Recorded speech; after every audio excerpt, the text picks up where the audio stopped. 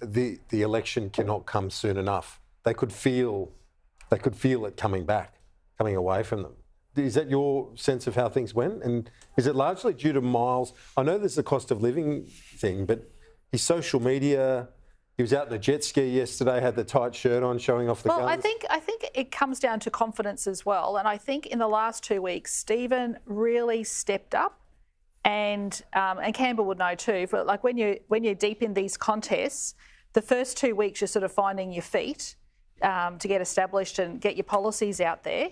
And then the public starts tuning in. And the last 2 weeks, I just think Stephen just stepped up and he threw everything at it. He had nothing to lose. He was on a playground. Everything to gain. Did you see many of our viewers would have seen the image of him in the playground with the kids, and the cameraman said, "Is he ticklish?" And they all jumped in and tickled him. But it was a very different campaign to Christopherly, who was described as metronomic. Well, and also too, don't forget, like Stephen's a very down-to-earth type of person as well. So people can relate to him.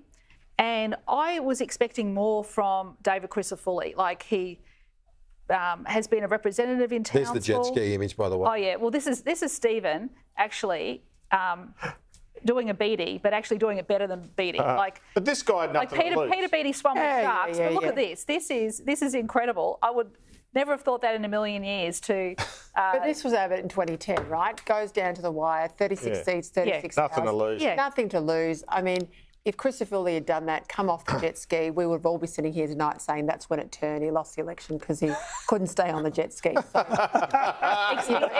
you know what I mean? You're going to get away. Like, they are great pictures. That is great pictures. That is a race to No wonder win. people are moving there. Looks awesome. Oh, it's fantastic. It's a beautiful, beautiful It's a great state. Must come and visit more often. It goes to confidence. I mean, I think you've got to have a fair bit of confidence as a leader to get on a jet ski, particularly at the end of a campaign. But also, I think you saw throughout the campaign, Stephen Miles was the one who was out there who wanted the job. He really wanted it. I disagree with that very strongly. David Christopherly for the last 4 years has basically not had a day off. Look, I've heard this 3 times already. 10 times. David Christopherly has not had a day off for 4 years. Hey, I just thought that's the job, mate. Come on, that's the job. Exactly. He's got the hunger. He's a kid who grew up on the cane fields of far north Queensland, a kid who grew up with mud going up through his tyres. I'm sure He's someone who learned from 2015. That's the job, James. Losing your seat. James, watch. Elbo's now going to be down. Wait till Elbo gets his jet ski out from the mansion. James is right. He wanted the job. There is no doubt about that. The issue is, and it's a contest between those two leaders, and it's not what they say, it's how they make the people feel. And with the greatest respect, James, the concern I had through the campaign, particularly in the debates, was, I can't stand watching Stephen. I'm sorry, former Premier. I just can't stand watching you because I just see through it. But the thing was, he presented in a better way. He wasn't.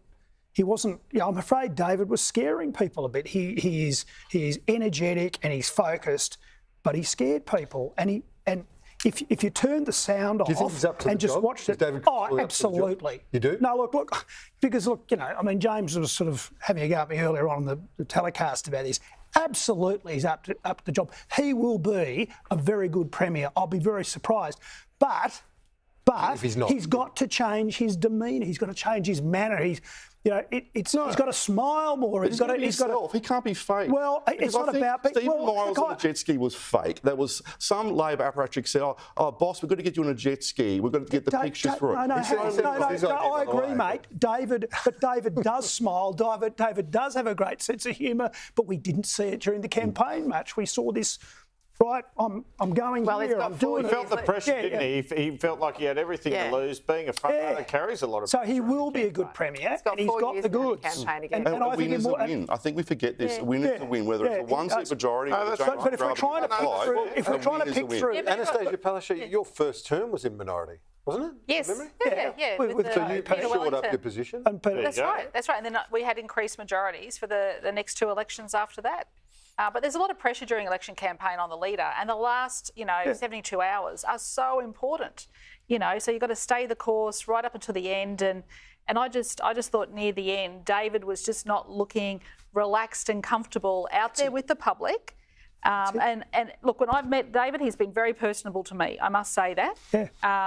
I give him credit for that. But that wasn't coming through. Whereas people were warming more and more to Stephen, which is why you can see it's not being this bloodbath that everyone was predicting. That would happen to Labor tonight. Well, the LNP, can I say, the LNP were not predicting a bloodbath. We knew we had a fight on our hands. So all the Eddie experts around the country saying, oh, the LNP are going to get a 2012 45 style. We know, with the history in Queensland of having only won 2 elections out of the last 13, that Labor have been in power for 30 out of 35 years, that we knew we were up against it. You look at the financial gerrymander that we have to deal with. It is a massive financial gerrymander. Every union in Queensland gets spent $1 million because of laws brought in by Labor. We knew we had a tough fight. Let's hear from Pat. We had a tough fight. But you had the Liberal National Party went out. We saw this extraordinary report in the Australian today where the Liberal National Party has been out taking millions and millions of dollars of loans to fund your campaign.